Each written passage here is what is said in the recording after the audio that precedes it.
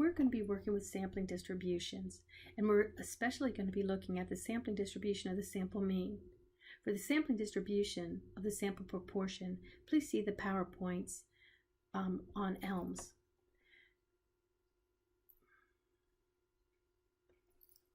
So we're going to look at some sampling terminology and the symbols that we use.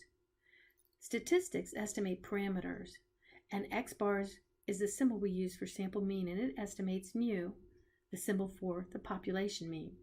S, sample standard deviation, estimates sigma, the population standard deviation. And P hat, sample proportion, estimates P, the population proportion. So statistics come from samples, and they estimate the parameters, which are and define the population. Every time we take a sample, the statistic that we get that we would like to estimate the population usually is a little bit different. The values vary, and that causes variability. So from sample to sample, we can get different values for a particular statistic. A sampling distribution tells what values a statistic takes and how often it takes those values in repeated sampling. So we would say the sampling distribution of the sample mean, or the sampling distribution of the sample proportion. This sampling distribution of a statistic is that distribution of values of a statistic in all possible samples of the same population. So how do we generate sampling distributions? We're going to take this very simple population, and we're going to generate sampling distributions of samples of size 2, 3, and 4. So let's look at how we would generate a sample of size 2. We would take each of the values in that first column up here, and we'd find how to put two people together uniquely, and all different ways we could do that. So 1 with 2, and 2 with 1 would not be unique, but 1 with 2, 1 with 3, 1 with 4, just like you see in the first column down below. And what I did is I took person 1's mean and person 2's mean, added them together, divided by 2 to get the sample mean for that sample of size 2. And I did it for all the different unique samples of size 2. So in the second column down here is all the different means from samples of size 2. And there's 10 of them. There are 10 unique ways to hook up these 5 people 2 at a time. When I add all those up, divide by 10, those sample means, look what I get. I get the same mean as the population. Now, is this just a fluke, or is this a property of a sampling distribution? And look at the standard deviation of the population, 8.89 about. When I do the standard deviation, which we call standard error when we're talking about a sampling distribution, it's gone down, the standard error. And what we find is, based on the law of large numbers, the larger my sample size, the better the guess at the population mean. Now let's look at samples of size 3. So the sampling distribution of the sample mean for samples of size 3, I take 3 people from my population of 5, and I find out all the unique ways I could take 3 from these 5, and I list them. And then I take for example, person 1, 2, and 3, I take their score on their test, add them together, divide by 3, and I do that for all the unique samples of size 3, and I get that column that we see down below. So there's 10 of those again. And when I add those 10 up, divide by 10, I get again the mean of samples of size 3 to be 69. So is this a fluke, or is this really what is going on? So when I think we will look at some of the properties of a sampling distribution, and we're going to find this isn't just a fluke. It is that the sampling distribution of the sample means for a sample of any size will always equal the population mean. And the standard deviation of our sampling distribution has once again gotten smaller. So we're going to see, is there some sort of relationship between the standard error, that standard deviation of the sampling distribution, and the population standard deviation? Can we quantify that? The answer to that is yes. Look at this, the mean of the sampling distribution of the sample mean. And there's the symbol for it right there, mu sub x bar. It will always equal the mean of the population from which the samples came from. And sure enough, there is a relationship between the standard error, the standard deviation of our sampling distribution, and the population standard deviation. And there you see it, the symbol for that is sigma sub x bar. That is, the standard error equals the population standard deviation divided by the square root of n.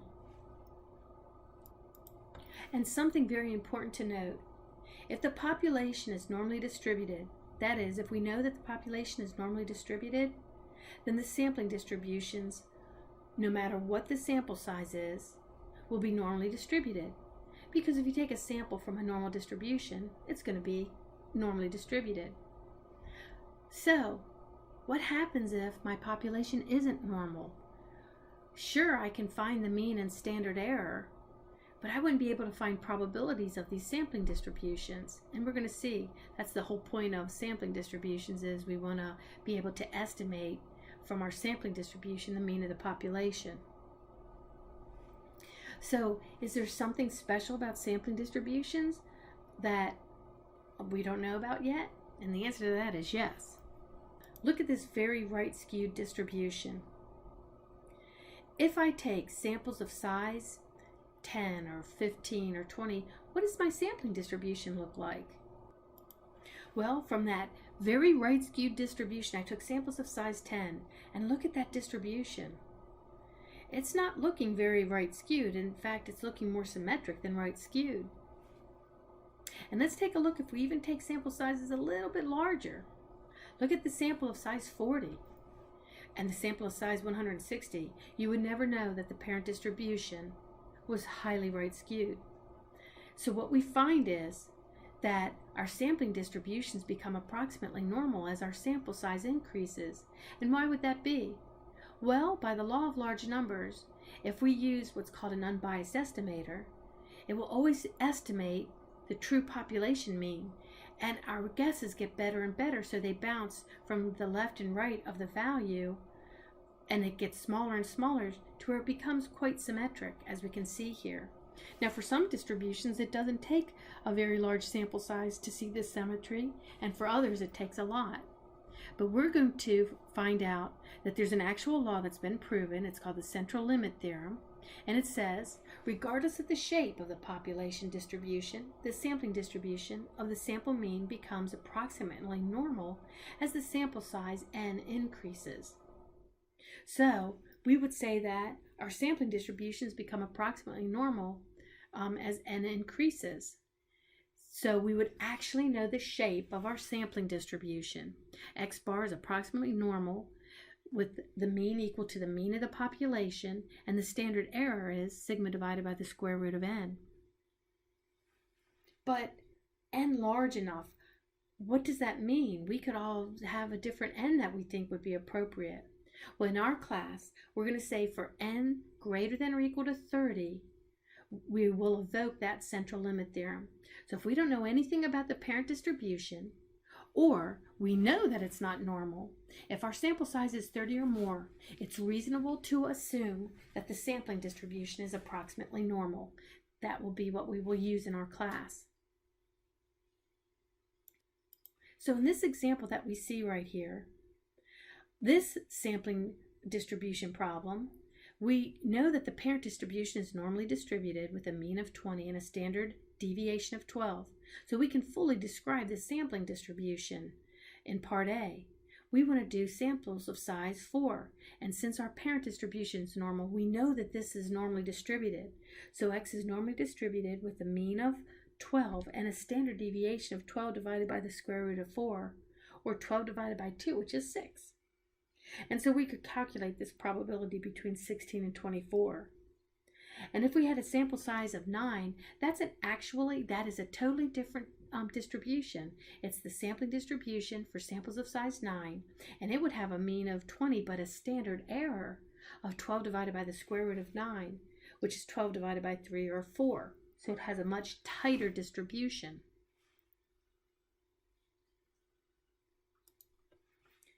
Now this problem is interesting. It's a problem where we know what the mean and standard deviation of the parent distribution is, but we don't know what the distribution is, and it tells us that it's not normal. So part A, when it says what's the probability that a randomly selected time interval will be less than 75 minutes, we'd have to say we can't determine that. We don't even know what the distribution looks like. Part B, what's the probability that a random sample of 20 time intervals will have a mean less than 75? And something that I didn't state before is how are these sampling distributions asked? Look at how this is stated. It's not saying what's the probability of randomly selected time interval. It's saying what's the probability that a random sample of 20 will have a mean less than 75. So we're now saying, hey, I take a sample of this size. What's the probability that mean would be a certain value? So that's when you know you're in a sampling distribution problem. Well, this one, the time intervals are 20. We don't quite make the 30. So once again, we have to say, I can tell you what the mean and standard error is of the sampling distribution of size 20, but I can't tell you any probabilities because I don't know what the distribution looks like. But in parts C, D, and E, the probability a random sample of 30 time intervals will have a mean less than 75. Number one, I can describe the sampling distribution. X bar is approximately normal with a mean of 85 and a standard error of 21.25 divided by the square root of 30, and it's normally distributed. Now I have the means to standardize and use my standard normal table. So I could do C, D, and E. So there's the power of a sampling distribution. That means I can begin with a parent distribution that isn't normally distributed at all. But if I take samples of a particular size, 30 or more, I can now use the probabilities of the normal distribution to make inferences or guesses about the value of X bar. So in the next video, I'm going to actually show you the progression of a sampling distribution. But this is just our first look at sampling distributions.